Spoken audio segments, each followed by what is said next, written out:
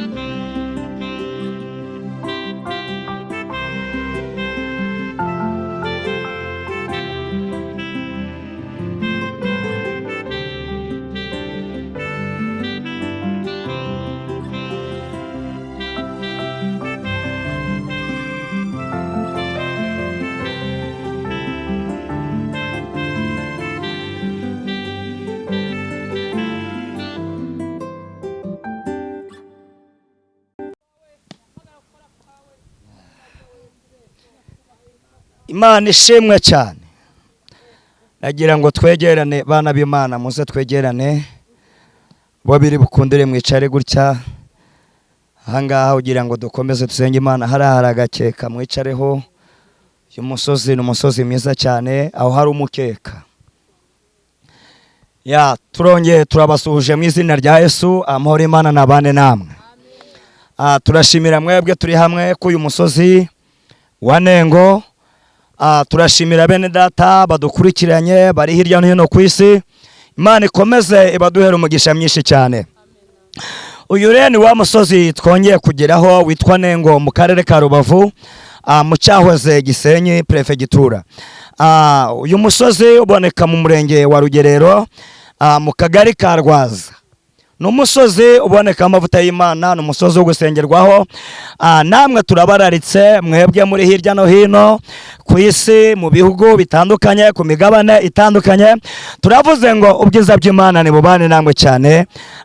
Kwaya manywa cyangwa se mu mugoroba aho muherereye, bamwe muri mu gitondo, bandi muri kumanywa, bandi muri nimugoroba, aho muherereye hirya no hino turavuze ngo amahoro y'Imana nabane namwe cyane. Twongere gushimira Imana cyane kugera kuri musozi.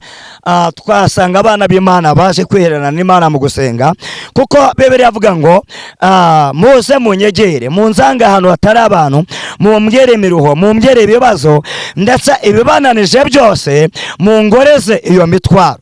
Yesu rero ari hamwe natwe. Nawe aho uherereye Yesu ari hamwe nawe, bwiza bw'Imana buri hamwe nawe, muco w'Imana nukomaze gutindana namwe cyane.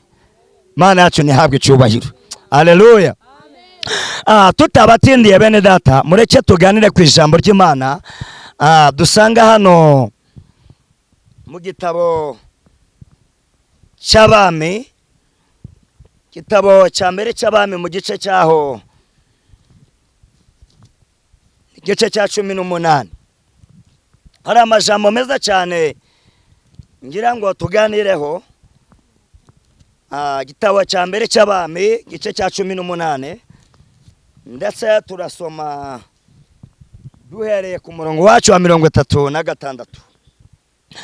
Hari amagambo meza cyane ngira ngo tuganireho. 36 haragira ngo, nuko agejeje igihe cyo gutamba igitambo cya nimugoroba, umuhanuzi yagera igicaniro, aravuga ati Uwiteka Mana ya Aburahamu, Mana ya Isaka na Isiraheli, uyu munsi bimenyekane kare wowe Mana mu Bisiraheli, kandi ku mugaragu wawe ngaba ngoze ibi byose ku bw'izina ryawe. Nyumvira Uwiteka, nyumvira kugira ngo aba bantu bamenye kare wowe Mana, kandi kare wowe ugarura imitima yabo.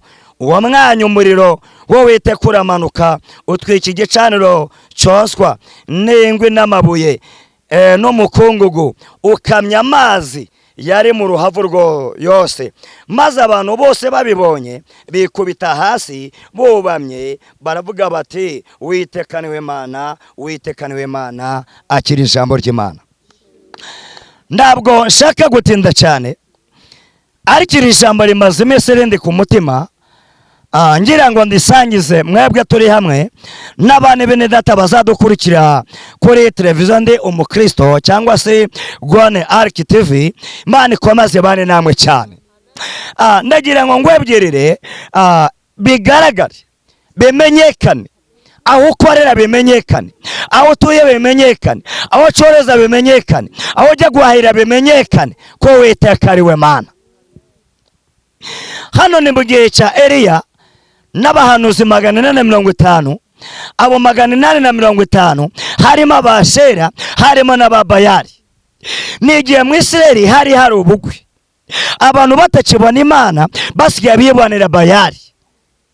Ariko umunsi umwe Eliya agira ifuhe, amaze kugira ifuhe aravuga ngo ebi ntabwo bishoboka, ebe sinabyemera, ngomba kugaragaza Imana, ngomba kongera kwerekana imbaraga z'Imana muri Isiraheli. Icyama meci gihugu, icyama mitorero ry'Imana, icyama muri quartier ahantu dutoye, icyama mu migabane hano hatandukanye, abantu bakongera kwerekana imbaraga z'Imana isumba byose.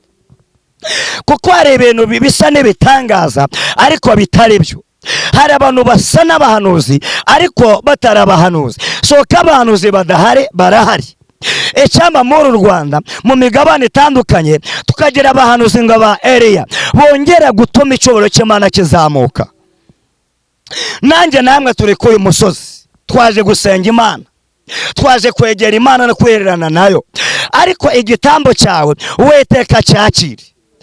igitambo cyawe Uwiteka kumvire, Uwiteka ndetse aguhereze icyo umutima wawe uri gusaba, aguhereze ibyo umutima wawe wifuza.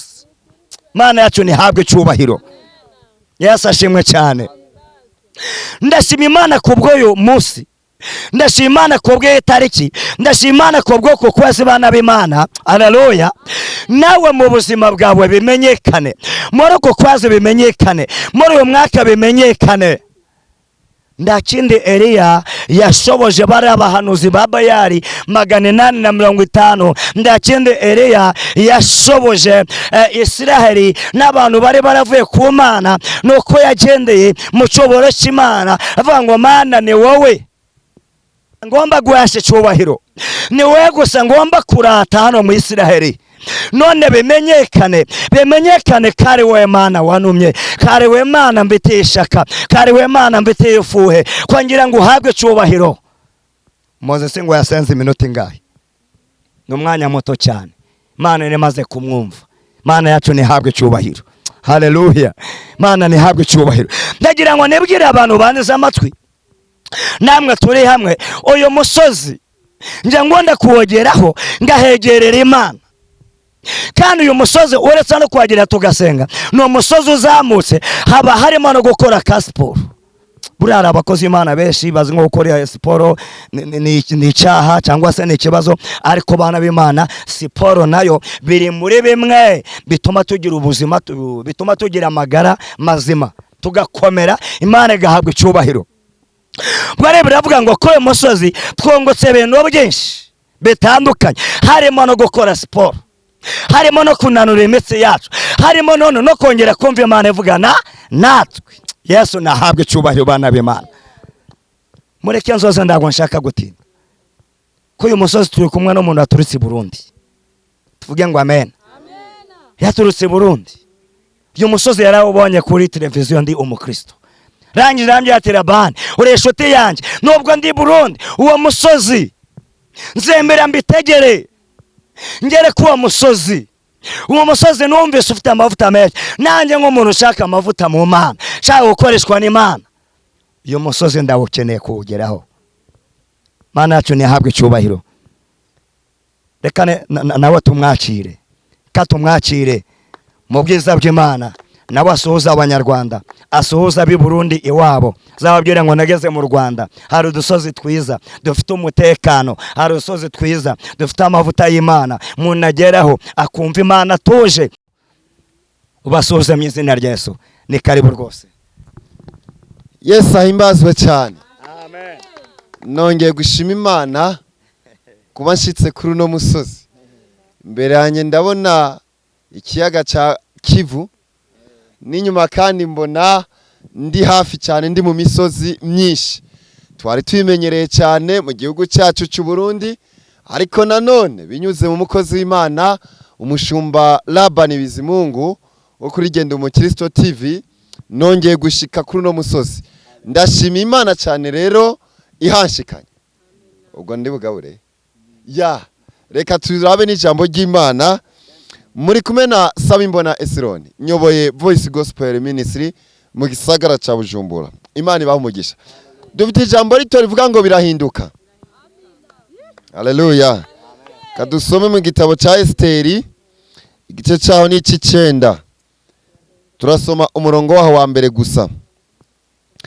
Arabango nuko ku munsi w'12, nuko mu kwezi kwa'12 ariko kwitwa Adari, ku munsi wako w'13, ari wo munsi nyene icagezwe c'umwami Imana n'iteka ryiwe byari bishitse ku ntaho. Niwo munsi abasi b'Abayuda baziga ko babahagarara ku gakanu, ariko birahinduka. Sinzi ko umuntu turi kumwe ngo birahinduka. Abayuda baba aribo bahagarara ku gakanu, abari bafitiye urwango. Tuvuge ngo amena. Reka duhereze ufite ikinyarwanda dusomere twumve. Esteri igice c'9 umurongo wa mbere. 9 ku murongo wa mbere haragira hati ku munsi wa 15 ukwezi kwa 12 kwitwa Adari, itegeko n'iteka ry'umwami rigendaga gusohozwa. Nuko Amosi abanzi b'Abayuda bebyeraga ko bagiye kubagiraho ububasha, ariko birahinduka. Haleluya! Abayuda babaribo babagiraho ububasha ku banzi babo. Nuko Abayuda bateranira mu midugudu yabo mu bihugu by'umwami Ahasuwerusi byose, ngo bafate abashakaga kubagirira nabi. Nta muntu wabashaga kubabuza, kuko amahanga yose yari yabatinye ijambo ry'Imana. Amakuru tumvise yanditswe uhereye mu mwaka wa 338 gushika mu mwaka wa 333, yanditswe mu myaka 5, yandikwa n'umugabo yitwa Morodekayi. Uyu Morodekayi yari umuzamu, yacunga izamu ibwami, ariko ibihe biza guhinduka. Hari abantu bategereza igihe ko gihinduka, bakacitegereza mu minsi 2 cyangwa 1 gusa. Ndagomba kuvuga ngo Imana itegura igihe kigera ku muntu ibintu byiwe bigahinduka, ibyari byarapfuye bikazuka. Uru rugo rwari mu mwamikazi bita Vashiti. Uyu Vashiti agambanira umwami mu kwanga kwitaba mu birori, kuko umwami Ahasuwerusi yari yateguye urubanza. Uru rubanza yari yateguye rwamaze iminsi 180, yerekana ubwiza bwiwe bwose, yerekana ibyo atunze byose, agaburira abantu icyo gihe cyose baranwa. Hagera yaho yerekana ubwiza bw'umwamikazi wiwe, ngo ariko Vashiti yanka kuza, yigumira mu gikoni, ava ngo ndacafise ibyo nkora. Ariko icyo gihe nyene nico gihe Morodekayi nawe yari karatabagwa biciye mu mukobwa wabo. Umukobwa wabo yitwa Esiteri. Esiteri aza guhiganwa aba umwamikazi, kandi ngo aba umwamikazi akunzwe cyane, maze ngo ayoboye ibihugu 123, mbere ngo ageza n'125, kuko yageze Ishushani aza no muri Etiyopiya. Maze ngo igihe kiragera habaho umwansi w'Abayuda. Burya nta muntu atagira umwansi. Ugomba ukora ibyiza, ugomba ukora ibintu bimeze gute, ugombe ufashe abantu ibihumbi n'ibihumbi. Igihe cyose umuntu abaho agira umwansi.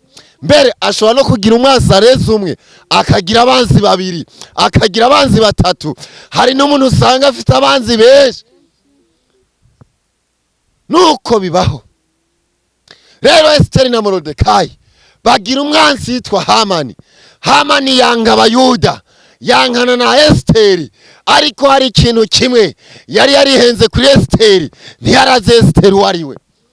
Hari abantu bomenye uriwe neza batokwihendako, hari abantu bomenye uriwe neza batokwanka, hari abantu bomenye uriwe neza batogusuzugura, hari abantu bomenye uriwe neza bogufata neza. None ubwo ategura ko Abayuda bose bicwa, ariko atazi ko Esiteri nawe ari umuyuda.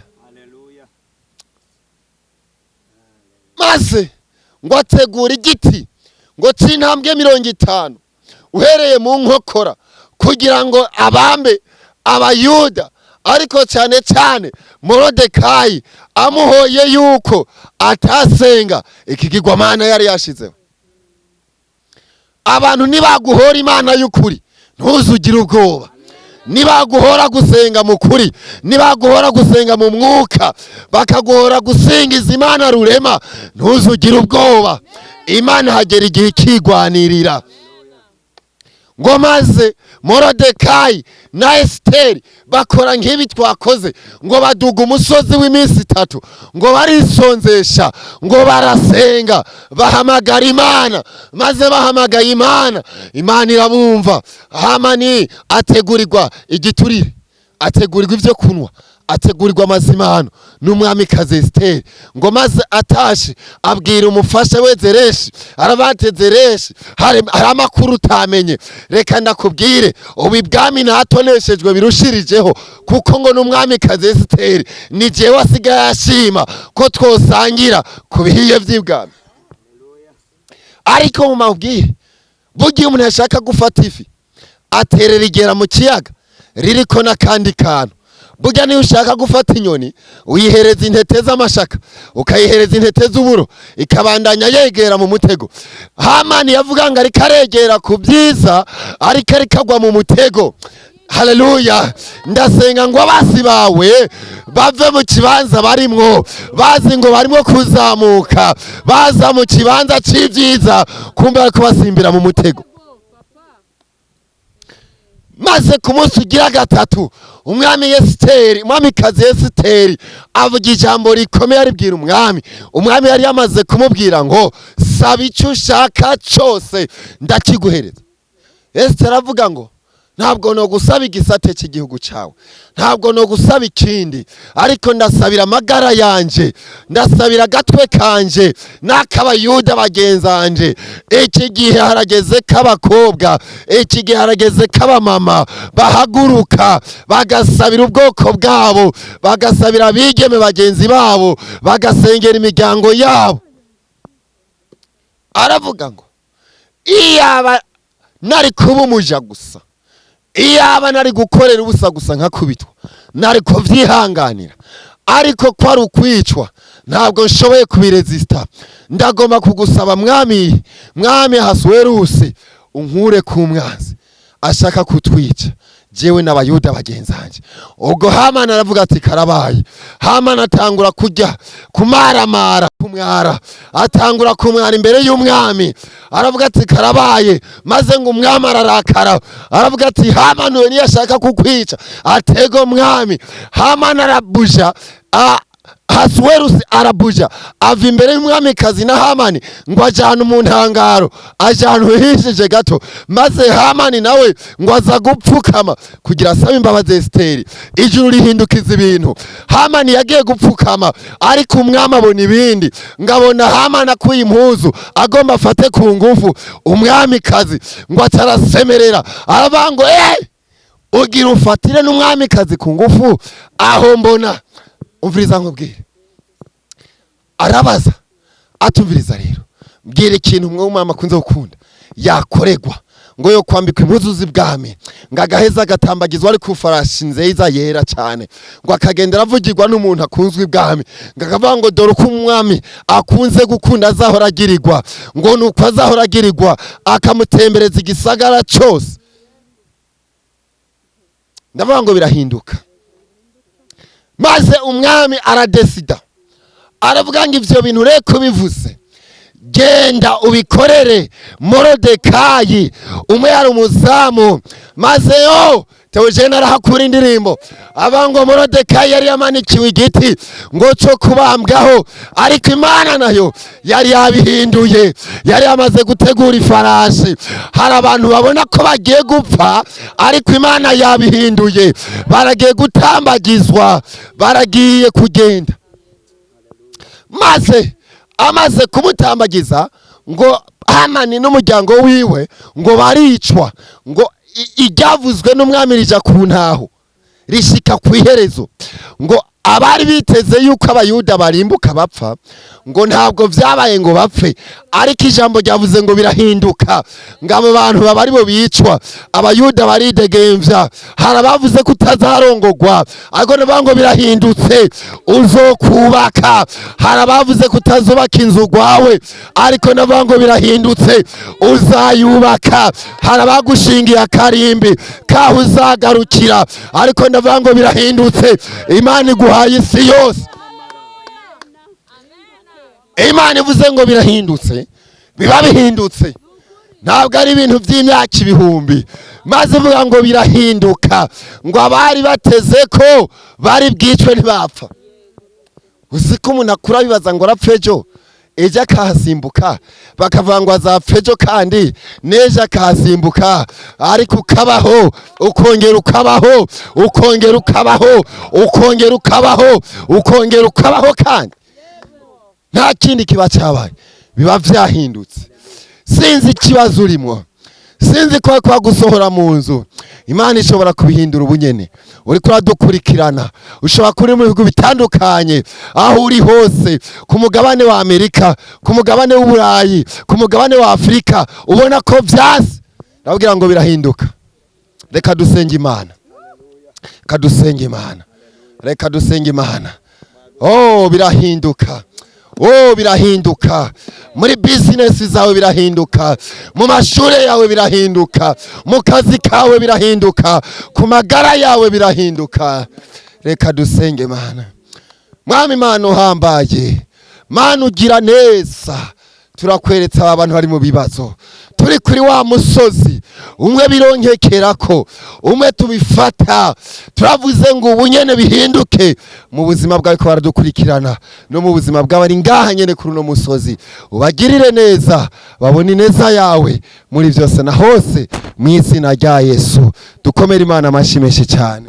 amen mugisha kandi burya tugaburiye nakomeze yunguke mu by'umwuka isi rero isi ni bizavaho ijuru rikavaho uwizera azabona ayo masezerano.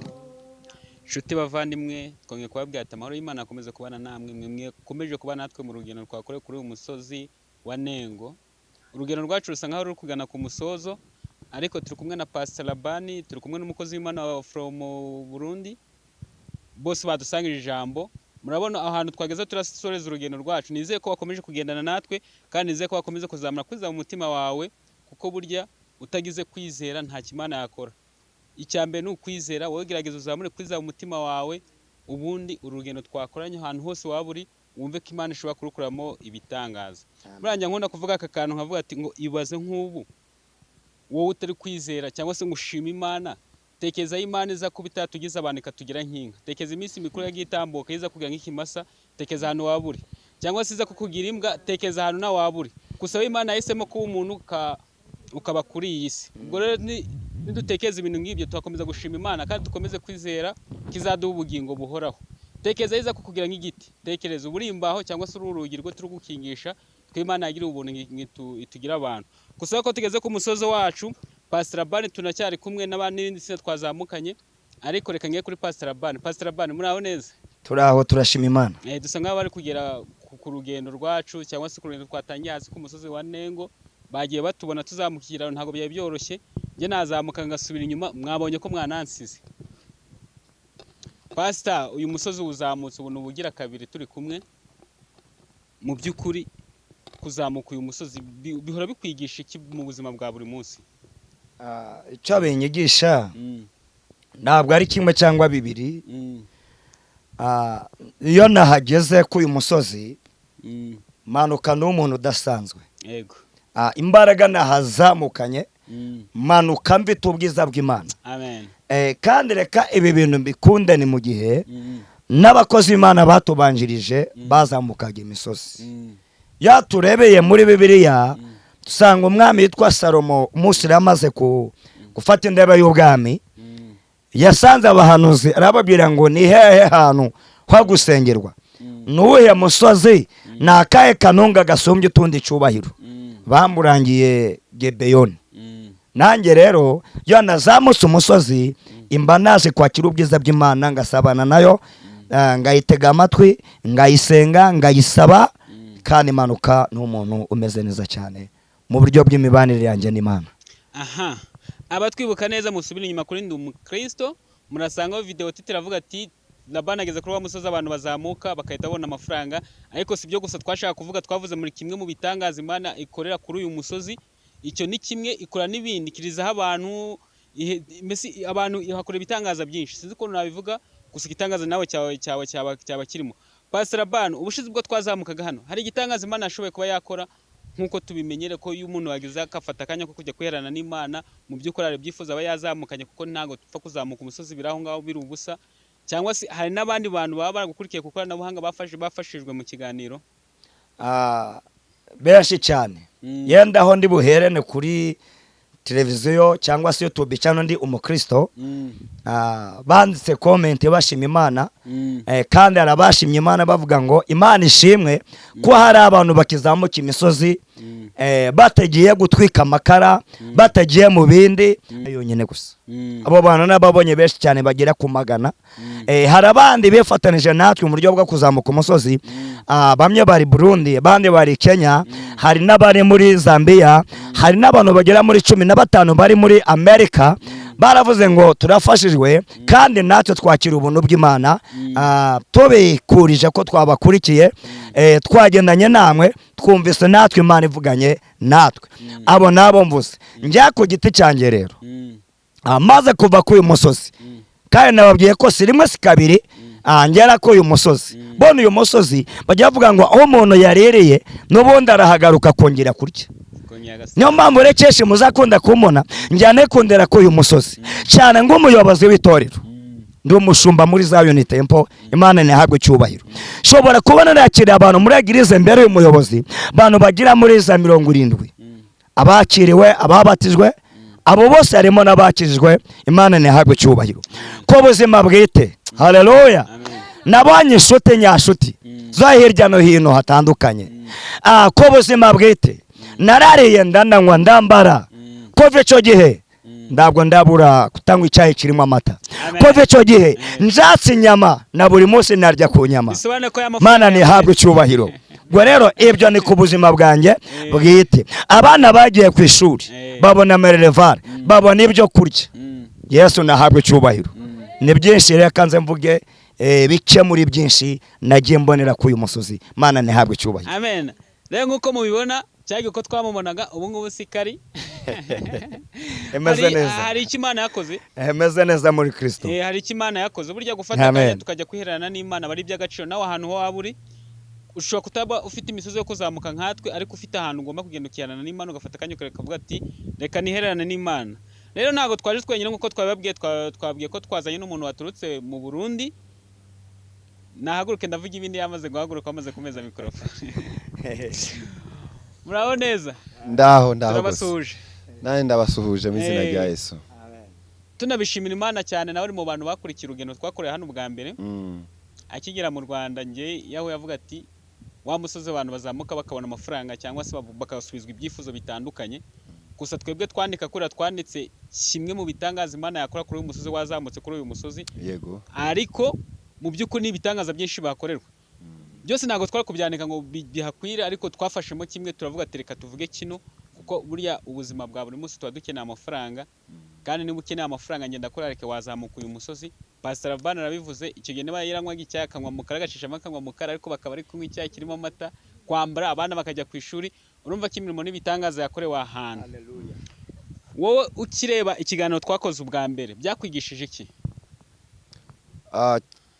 kimwe nabonye umuntu afite umutima nk'uwabatubanjirije mu gikorwa cy'Imana ku ijambo ry'Imana avuga ngo Yesu yarara ku musozi hamakirirwa afasha abantu abasengera rero ubonye umukozi w'Imana akora nk'icyo Kristo yakoze umenya byibura ko 90% cyangwa se 100% wahamya yuko imbaraga z'Imana ziri muri uwo muntu amen yego icyo nicyo kintu byakwigishije kuva mu Burundi ukaza mu Rwanda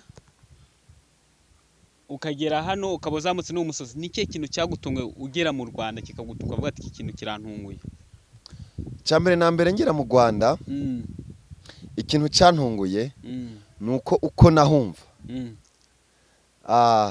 byampa ishusho byampa igicapo runaka ariko ndahagera nasanze igicapo nari mfite gitandukanye ko nasanze afite igicapo cyiza hafite abantu beza bari mu mutima w'Imana bakundana bakirana neza basuhuzanya kandi bagasenga ubahaye umutwaro bumva yuko ari gwabo usumba mbere nuko wewe wawuhaye agaciro rero n'ubuntu bw'Imana kuba nashyitse aha muri iki gihugu mukanamfasha mukanshikana kuno musozi nahora mbona kuri YouTube amen nicyo kibazo ngiye gukurikizaho kuba umusozi warawifuje kuvuga ati nzawugeraho wari ufite ibyifuzo bitandukanye kandi mu buzima bwa buri munsi ntago shatu buri byifuzo rimwe Imana ikemura kimwe none ejo akabateye ikindi nacyo kavuga ati Imana cyane nacyo gikemura ubuzima bwa buri munsi niko tubayeho, niko systeme yubatse. Kuba wageze kuri uyu musozi ukazamuka ukagera aha ngaha, byo noneho icyo gihe twakwaje ikibazo cya mbere ati byagufashe iki kubona umuntu azamuka umusozi, noneho kuba wawigereyeho niki wabwira abantu cyangwa se niki kintu biri kugutangariza muri aya masaha? Icyambere na mbere si ubwa mbere nduza umusozi. Mu buzima bwanje sanzwe nduga umusozi. Yego. Hari ubwo mpora ngenda nkamara iminsi 5, iminsi 3 cyangwa se iminsi 2. Igihe cyose nduga umusozi ngenda ntwaye ibintu bitatu. Ngenda ntwaye igicapo cy'ishengero cy'itorero mba nkoreramo. Icya kabiri ndatwara igicapo cy'abantu bazokurikirana ubuzima bwanje inyuma yo kuva ku musozi. Kuko birateye agahinda cyangwa se birababaje kuja ku musozi ukamanuka uko waje.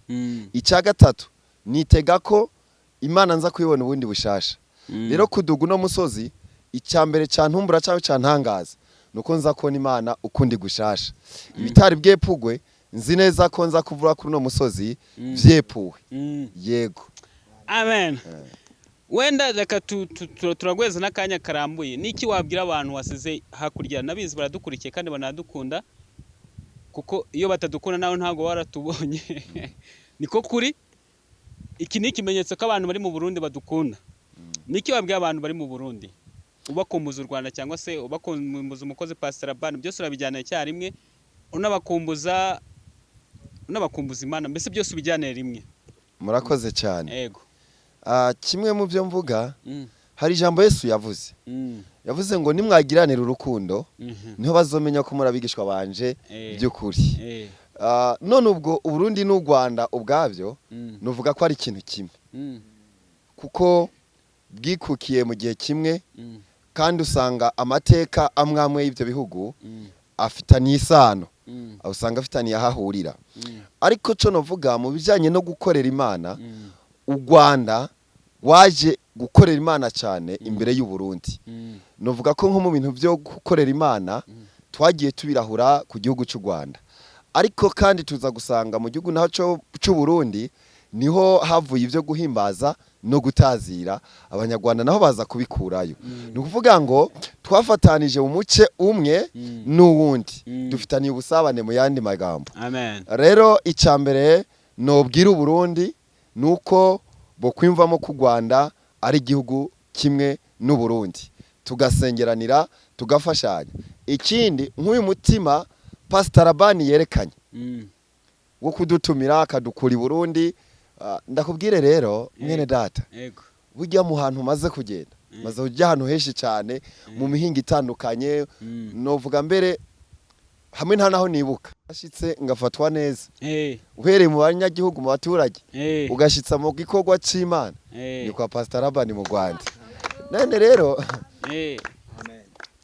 uyu mutima bazawusure. Dusuza abarundi Pastor LABAN ko tubakunda. Yego. Nukuri. Rero iki kintu cyanyigishije imbere yo kuvuga icyo no kumbuza abarundi ku Rwanda n'umukozi w'Imana n'itorero, nuko nabanje kuhigira. Yego. Ubwa mbere na mbere tuyige gutumirana, kurarikana mu kinyarwanda cyiza. Baba abakozi Imana b'u Rwanda bararika abarundi, babarundi bararika abanyarwanda cyane, kandi dukorere hamwe. Cyane cyane ko imikorere y'Imana y'igihugu cy'u Burundi n'ic'u Rwanda yenda gusa cyane. Itandukaniro rihari nuko imiyoboro sinze ko mu cyumva uburyo tuyobora, bamwe bagira uko bayobora natwe tukagira uko tuyobora, ariko byose bifitaniriza hamwe kubaka igikorwa cyande cya Kristo. Rero nizera ko LABAN vuba azaba ari mu Burundi na televiziyo yiwe, naba bose namwe mukaza, natwe kandi tukagaruka.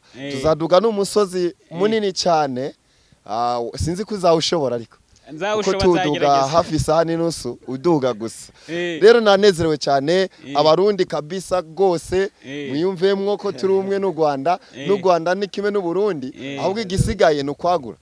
Ikindi kintu cyantomboye, ngeze ku mupaka bamaze kuntereraho ikimangu mu buryo bw'u Burundi nkaza mu Rwanda, bambagiye tugiye mu biki, ngiye mu ivugabutumwa. Atugore ugiye mu ivugabutumwa, nta minsi tuguha Mm. uzogenda ukorera Imana nurangiza uve Haleluya. ubwo rero byaje kunyereka ko Eh. ibikorwa by'Imana mu biha agaciro Imana ibaha umugisha. Amen. Eh. Wenda tutarazamuka ku bandi bantu yiheze Pastor LABAN nta kibazo. Byinshi twabivuze ariko nawe ukomeza uhagarara aho ngaho nta kibazo. Komeza uhagarare kuko turacyakuriho. Aha, Pastor LABAN. Abenshi tukunze kugira ipfunwe cyangwa se kuba twatumira abantu bo hanze. Akenshi igihe uvuga ngo nintumira umuntu wo hanze aransaba amafaranga, transport n'iki. Wowe niki cyaguteye imbaraga kugira ngo uvuga ati nge niyemeje gutumira umuntu wo hanze kugira ngo aze avuge mu Rwanda ijambo ry'Imana? Icyabindeye burya muri Yesu twese turashobora. Nanjye atari muri Yesu ndago nabyishoboza. Suko ndi umukire ariko kandi ndago nanakennye. Ndabwo ngennye kuko ndafise Yesu. Yesu ni muzima muri nge. Gutekereza kumutumira nyine ubone nguko twababwiye. Yambonye kuri YouTube channel ndi UMUKRISTO. Mu batanze comment arimo aramvugisha. Tukajya tukaganira nawe nsanga ari mu mukozi w'Imana. Meki gihe avuze tumaranye hano mu Rwanda ku itorero mbereye umuyobozi naho ko namubonye no mukozi w'Imana no kuri. Burya ndagira ngo ntangarize abane bene data banyarwanda bazadukurikirana abatuye hirya no hino ku isi ku migabane itandukanye hari ibihumbi 7 bitarapfukamira bayari. Hari abahanuzi benshi bagenda babivanga bakiyorogosa iri koti ry'ivuga butumwa cyangwa se ryo guhanura cyangwa ry'ubo pasiteri. Ariko ndagira ngo mbatangarize hari ibihumbi 7 bitarapfukamira bayari. Rero uyu nawe namubonye ari muri bo, ari muri 7 bitarapfukamira bayari. Amen. Mwese twamaranye nicyo cyanteye kumva nyize urukumbuzi, turakominikana, ndamuhamagara araza ariko arambye uti uriya musozi watumye menyana nawe uzawunjyane mu misozi nzamara mu Rwanda. Twahageze rero Imana nihabwe icyubahiro. Murakoze. Nago nakukubaza byinshi ngumuvuge ati wamwakiye gute gusa byose wabishize mu kibazo. Nakubaje ikibazo subiza 3 ahubwo reka nayo abandi bantu twazamukanye nabo nka 2 bahagarara hamwe namwe nta kibazo. 2 mu bantu twazamukanye hano Ewute mukobwa abari kumva bafite icyo kuvuga. Ewute Shamwaye twihuse. Yaje. Aha. Okay. Nafata mikrofone ngo. Aha, bon. Muri wese ndamubaza ikibazo kimwe cyangwa 2 gusa ko twazamutse turitsinda gusa twese tutabona uburyo tuvuga ariko mwe 2 muhagarariye abandi. Babonye ko twazamutse turitsinda rinini. Ikibazo cya mbere kanyihere kuri uyu mumere uri hano wambaye neza, kureba neza. Useka neza. Urimo amavuta ukunda Imana kandi agakunda n'abana bayo. Turagusuje mere. Yego. Ngaho tubwira amazina yawe. Nitwa Bamurange Emerance. Bamurange Emerance. Mbo ntago tukubaza ahantu usengera kuko twebwe icyo turi hari no kwamamaza ijambo ry'Imana cyangwa se no kwamamaza ubwami bw'Imana. Kuba wazamutse uyu musozi bigoranye cyane, uri mu bantu nabo basubiraga inyuma, izuba ritumereye n'abana kubona ko riri kuva. Mbese wowe wiyumvaga gute? Iyo musozi ndawukunda kuko n'ubundi nasamutse muhungwe. Nanganaga ari ubwa mbere muri corona. Ko batangira gufungura insengero. Twati masengesho iminsi 40 y'itorero. Tuza kuzamuka njye na pasiteri n'umudiyakoni wacu. Dufite icyifuzo cyo kuri twe Imana dufungurira. Twaraje turasenga turi batatu twenyine pasiteri bati naho turajya hamwe n'abandi ahubwo tukatwiherere tubwira Imana icyifuzo cyacu. Nuko twaratashye tugigera ku muhanda twumva telefone y'umugisha. Nuko umusozi Imana nayo ndawukunda ko nakubona ibitangaza bahise badufungura mu cyo cyumweru cyatambutse bahise badufungura natwe turasenga. Nuko ndi kubishimira Imana ko nongeye kuwutirabura nizere ko mu buzima bindi birakemuka. Imana muhaye icyubahiro. Amen. Ikibazo cya kabiri kirabaza giti icyo ngicyo gisubije neza. Uratubwiye ko ntago najya nonga kukubaza ati nike gitangazo wabone hangaha kuko wamaze kumanuka uhita ubona telefone y'umugisha. Telefone y'umugisha koko yaraje urabyivugira. turi kumwe n'abakozi b'Imana. Pastor LABAN sinzi niba ari umushumba wawe, ariko ubwo ko biri kose kwazamukanye nawe n'umushumba wawe. Turi kumwe n'undi mukozi w'Imana wavuye mu Burundi. Urahera uvuga kuri Pastor LABAN. Pastor LABAN ni iki umwigiraho, cyangwa se ijambo niki wigira kuri Pastor LABAN? Nitujya ku mukozi w'Imana uvuye mu Burundi, wabifashe gute kubona umuntu avuye mu Burundi akaza akakubwira ijambo ry'Imana kandi arimo amavuta akakubwira Imana yo mu ijuru, yamamaza ubwami bw'Imana? Niki wabivuga ko n'umuntu avuye hakurya mu Burundi akagera mu Rwanda? Nabishimira Imana kuko burya urahera ku cya Pastor LABAN. Pastor LABAN kimwe nakubaje mbere, pasiteri wacu ni umushumba wacu, twe dusinya hano muri Zion Temple, ariko we asengerera agura ko twese ni itorero rimwe. Ubwo rero twabyuze mu gitondo biba ngombwa ko tujya kusengerayo. Tugezeyo Imana yadufasha tugerayo amahoro. Tutumva ko bafite gahunda yo kuzamuka umusozi, bati natwe ntabwo twasigara, reka tujyane nabo. Tatuvuga ko afite n'umushyitsi ko tujyanye. Ubwo rero nabyo ni ishimwe ko twabanye nawe, kuko n'ejo nafite gahunda yo kujya gusengera, ko si byashoboka kuko hari gahunda za leta zihari zituma birangonga, ariko Imana mwijuru ishimwe ko nabonanye nabo bombi, kuko nabwo ejo ntari nabonye gahunda yo kujyayo, ariko ndigushima Imana ko twabonanye bose. Izina ry'Imana habwe icyubahiro. Amen. Ni none ubifata gute kubona umuntu avuye mu gihugu cy'u Burundi akaza kamamaza ubwami bw'Imana mu Rwanda? Ubifata gute? Ni nk'ishimwe ry'Imana, kuko burya mu Burundi ni kure, kwambuka igihugu kajya mu kindi ni imbaraga z'Imana, kandi Imana imuhereza umugisha, kandi natwe basi n'abanyantege nke Imana ijya iduha imbaraga zo kujya hirya no hino, itwambika imbaraga zo kuyivugira no kuyikorera. Imana ihabwe icyubahiro. Amen. Urakoze cyane. Mpira mikrofone wawe niho haraguru.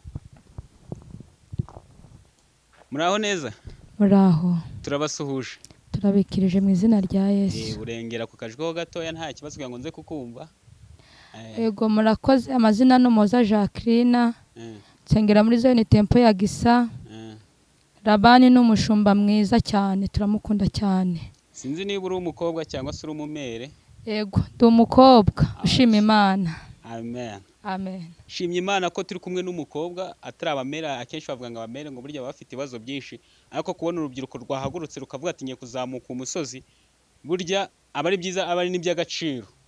Kuzamuka uyu musozi uri umwana w'umukobwa ugiye kuvuga Imana cyangwa se ugiye gusenga, ugiye kwiherana n'Imana. Abenshi abakobwa benshi banga kuzamuka imisozi ngo batarwara impfundiko mu maguru, ubwiza bwabo bukagira, cyangwa se bafite n'ibyinshi. Hari benshi tuzi ubu ngo b'abakobwa bari ku machat bari gushata n'abahungu, abandi bari mu maroje, abandi bafite amarinye atandukanye, sibyo? Wo kuba uri umukobwa ukazamuka uyu musozi ubifata gute? Yego murakoze. Uyu musozi ndawukunda cyane, kuzamuka imisozi. Burya gusenga hari byinshi biturinda, kuko njya mbona abo turi mu kigero kimwe bari mu biteye isoni, bidasheje Imana icyubahiro. Ariko ngiye ndashima Imana cyane ikinshoboje, nanayisaba gukomeza imbaraga kugira ngo nkomeze runo rugendo. Runo musozi iyo tuhagezeho turaruhuka. Abakobwa nabo bagira ibibazo, ariko hamwe na Yesu biremera. Ijambo ry'Imana riravuga ngo munsanga hiherereye tuvugane twenyine. Rero ndashima Imana cyane ko ikimaye imbaraga ikama n'umwanya, kuko hari benshi bapfuye. Nagaruko ngiye nyiranuka suko ndi mwiza kurusha abandi, ahubwo nibambe ryayingiriye nihabwe icyubahiro. Amen. Ndashaka kugira ngo mu kanya gatoya utubwire kuri aba bakobwa cyangwa se ubaha impanuro. Aba bakobwa bafite izindi gahunda zitari mako zitajyanye n'umurimo w'Imana. Abakobwa bose uko azamutse umusozi, hari n'abandi bazamutse n'imisozi, hari n'abandi bari kuvugira Imana, ariko nitwirengagije ko hari abandi bakobwa bari mu mirimo itari myiza. Nizeye impanuro wabaha? Ego murakoze. Burya ngo yigeze kwa Yesu uraruhuka, kandi iyo kwa Yesu byose biremera. Hano hanze bashobora kuguha amafaranga, ariko nta kintu yakumarira. Na igihe gitoya ubuzima bwe bukangirika. Impanuro nabaha, kwa Yesu biremera rwose. Haragakora zikavuga ngo biremera muri Yesu, biremera biremera muri Yesu, biremera muri Yesu, biremera muri Yesu, biremera. Yego iyo uri muri Yesu byose biremera, kandi iyo uri kwa Yesu uraruhuka. Rero mu isi Satani icyo aduhemba ni igihembo cy'akanya gatoya. Iyo uri kwa Yesu uraruhuka, iyo unaniwe uraruhuka, iyo ufite imitwaro urayitura. Yesu ajya twambika ubwiza budahwanye n'ubw'abandi. Yesu ajya akatura imyaka, Yesu akakwambika agaciro akabantu bataguha. Abakubonye bose bakagutinya kubera Yesu. Izina Yesu riraruhura, izina Yesu rijya rihindura mushya. Imana ibaha imigisha. Muhindukirire Yesu, ibyo mushaka byose kwa Yesu biremera. Kwa Yesu ushobora guhura n'ubukene ariko nubwo igihe gito. Yesu ye yatinze, iyaje aragukubira. Aragukubita, aragukubira kandi akamaramo cya kiranane cyose. Yes, rero nimuze kwa Yesu. Yesu ni karuhura, Yesu ashoboye byose. Murakoze. Aha, ukiri aho ngaho ngo ugira ikintu ijambo rimwe ubwira uyu muntu waturutse mu gihugu cy'amahanga. Tuzi neza ko gukurikira Imana ntago aba ari ibintu byoroshye. Kuva mu Burundi n'ahantu hatoroshye, n'ahantu kure. Usibye n'inzitizi wahura nazo mu nzira ni byinshi n'ibicantege n'iki. Biba bisaba ingufu nyinshi, bisaba mu mufuka, bisaba iki. Ngira ijambo rimwe ubwira umukozi Imana waturutse mu gihugu cy'u Burundi. Ijambo namubwira, akomeza urukundo afite, Nyagasana mukomereza amaboko. Ibicanege byo nibizabura kuza, ibimugora nibizabura, ariko Yesu amwambika imbaraga kandi Nyagasana mutwikire mu izina rya Yesu. Amen. Aha, tusa iyo mikrofone yimira Pastor LABAN. Pastor LABAN turukugana ku musozo noneho bwite. Urumva ko abantu bishimiye umuntu wavuga butumwa vuye i Burundi. Ariko nanone ngiye nagusaba mbere kugira ngo tusenge isengesho ryo gusoza. Nagusaba kugira ngo mubanze mutume intashyo zo gusoza abarundi. Tugwaye ntashyo zadusubiza abarundi. Sinzi ukuntu mubivuga. Nuko nkuko. Uzadusubiza Barundi uzabadusuhuriza. Babyere ngo mu Rwanda turabakunda cyane. Amen. Pastor LABAN by'umwihariko gira ijambo utangariza aba bantu. Jambo nshobora gutangariza abadukurikiye no kubabwira ko Yesu ari ku ngoma, kandi ngababwire ngo yemwe abarushe namwe abaremerewe muze kwa Yesu ari kubaruhura. Muze kwa Yesu mu gitondo harabo yaruhuye, ko yisangurikirana haraba amaze kuruhura, nawe musange nawe arakuruhura. Mu uyu mwaka haraba ari kuruhura, nawe mwegere arakuruhura. Numva aricyo nasangiza abantu badukurikiye, n'ijambo nababwira. Yesu ari ku ngoma kandi aracyaruhura abaje mu ruhande rwe, abamusanze Yesu aracyabaruhura. Amen. Bo tugiye gusenga isengesho risoza urugendo rwacu, tunabwiye abantu bose badukurikiye kugira ngo bakomeze bazamure kwizera mu mitima yabo. Ariko nanone ntago kino kintu nakirengagiza, iki kintu cyo kuvuga ngo umuntu wavuye mu Burundi dushobora kuba na wamubonye mbese umubonye uri wo mu Burundi ariko usanzwe utamuzi. Ushaka muzahura mukegerana cyangwa mugasengana, cyangwa se ushobora kuza kuba uri mu Rwanda nawe ushaka kumutumira bitewe n'ijambo ry'Imana agize ute atugejeho nka warikurikiye ukuntu ryagenze, afite umwuka w'Imana ushaka kumutumira mu Rwanda, cyangwa se ushobora kubutana no mu Burundi mu kindi gihugu ntazi, wenda cya Kenya, ibindi bihugu byinshi kuko ndabizima mudukurikiye muri ahantu henshi, cyangwa munashaka no gusengana nawe, cyangwa se mushaka no gusengana na Pastor LABAN. Ushobora kuba Pastor LABAN umubonye rubwo bwa mbere atari uyu uzamutumira mu Burundi nawe ukamutumira, cyangwa se mu bindi bihugu. Ndagira ngo mwembi ko muri abakozi b'Imana muduheze contact zanyu ku buryo wabakina yababona, ku buryo wabakina yababona. Ako iki kibazo kandacishura mpereye inyuma ntacyo byica. Imana yabwiye Aburahamu ngo aho uza kugeza amaso hose ndahakugabira. None ubwo ntitukihageza amaso gusa, YouTube yarabidufashijemo. Naye igeza Amerika hakabaho iwacu, igeza Afrika y'Epfo hakabaho iwacu, igeza Dubai hakabaho iwacu, ikageza Tanzania hakabaho iwacu. Rero urumva isi Imana yiduhaye kuba utari bwa bashe kumbona cyangwa se kunyumva. Icambere no kubwira hariho televiziyo, hariho chaîne ya YouTube yitwa Ijwi ry'ivuga butumwa. Amen. Ushobora kunsangaho ugasanga ibiganiro byacu, naho habamo contact zacu na Facebook nuko. Ariko kandi ushobora kutwandikira kuri plus 257 68 363 061 akanyenyeri ko guteranya 257 6 8 3 ubusa 6 cyangwa se ukadusanga yene mu gisagara ca Bujumbura mu Cibitoke ibarabara rya 16 urahadusanga tukagufasha cyangwa se tukabasha kuyagamo. Amen. Arakoze cyane mwene data kubahereza nimero nanjye muri kimbahereza nimero zanje ni 078 24 53 826 iboneka kuri WhatsApp. Murakoze cyane, Imana ibaduhera umugisha. Nga dusenge abantu badukurikiye tunasoza urugendo rwacu. Reka dusenge Imana namwe mwese muhaguruke dufatanya gusenga Imana. Mwegera hino rwose numva ndacu bidutwaye. Dusengere na bene data turi hamwe nabo kuri uyu mwanya kuri YouTube channel ndi UMUKRISTO. Mana kikomeze bane namwe cyane. Tuvuge ngo amen. Munyegere hangaha dusenge Imana. Mama ufite umwana ihute ubute rwose Imana ikuduhere umugisha nawe je kwiyunga natwe Imana igutindeho cyane kandi nukuri isubiza icyifuzo cyawe sibyo umura rwose Imana isubiza icyifuzo cyawe kubona Imana iri gutabara vuba Yesu nahabwe cyubahiro. Mureke dusenga Imana. Gusenga n'ubundi buzima, gusenga ni imibereho. Gusenga n'ubundi buzima, gusenga ni imibereho. Iyo gusenga n'ubundi buzima, gusenga ni imibereho. Iyo gusenga ni imibereho. Gusenga ni imibereho. Gusenga ni imibereho.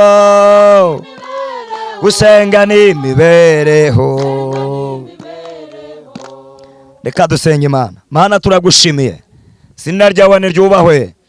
Tumaze kuririmba indirimbo ivuga ngo gusenga n'ubundi buzima kandi gusenga n'imibereho. Turi mu magiriza atandukanye ariko ni bake bagira umutwaro wo gusenga bagasengera itorero bagasengera igihugu ni bake. Mwabo bake turagushima ko uyu mwana data uyu mushiki wacu kwamutoranije muri bo. Izina ryawe niryubahwe. Nanye ndagushimira ko wantoranije ukambuye umutwaro wo gusenga ngasengera igihugu ngasengera itorero y'igihugu cyubakitse kirimo abasenze mu kuri no mu mwuka tubona umutekano izina ryawe rigashyirwa hejuru mu itorero. Iyo twasenze data wa twese mwiza amahoro turayabona izina ryawe rigashyirwa hejuru. Mu bitaro abarwayi barakira akazi karaboneka imishengere yongera terambere riraboneka terambere ririyongera izina ryawe rigashyirwa hejuru. Senganya nabo bashiki bacu nubane nabo nubegere nubafashe bafashishe neza yawe bafashishe ubuntu bwawe mu izina ryawe ryera. Gusenga n'imibereho nibaca mu bakobwa wabona ko uyu musozi mu izina ryawe ryera ngaho bana nabo barinde barengere kandi ubegere kandi ubwo turi hano dusengeye n'abarwayi bari mu bitaro birya no batandukanye bafite ibibazo bitandukanye dato basobiteho senya abapangayi bo byacikanye mu izina ryawe ryera byabacanze mwishyuza yaje ariko data wa twese mwiza ubwo wishuriye uriya mudamu w'umuhanuzi n'abano nabo bari kubagenzereza kuko uri Imana igitangaza. Batafite akazi baremera akazi badafite uburyo baremera uburyo kugira ngo izina ryawe rishimwe. Sengeye n'uyu mwana data Mana ubane nawe y'umushiki wacu wayicaye aho ari kugenda mu modoka mu nzira wayicaye ari gucuruza wayicaye kwa muganga hirya no hatandukanye. Mana ubwo tugendereye nawe umugenderere. Mana ubwo tubonye nawe umugenderere kuko uri Imana. Ngaho nubane natwe ngushimiye buri wese mu badukurikiye ngushimiye buri wese mu baturi hamwe niko dusenze Imana tuyizeye kubwa Yesu Kristo umwami wacu amen kandi amen. Sawa mwakoze cyane. Turabashimiye amahoro y'Imana akomeze kubana namwe kandi tunagushishika gukora subscribe niba utarakora subscribe ukora share utera commentaire n'ibindi byose wabona byashyigikira umurimo w'Imana no kutugira ibitekerezo. Tuba twashyizeho na nimero zacu twazipininze hasi, ushobora kuri iyo nimero twapininze hasi ukatwandika utugira n'igitekerezo ati muhindure iki cyangwa mwongeremo iki, no kutubwira ati kuraje, nabyo biremewe. Mukomezanye amahoro y'Imana. Amen.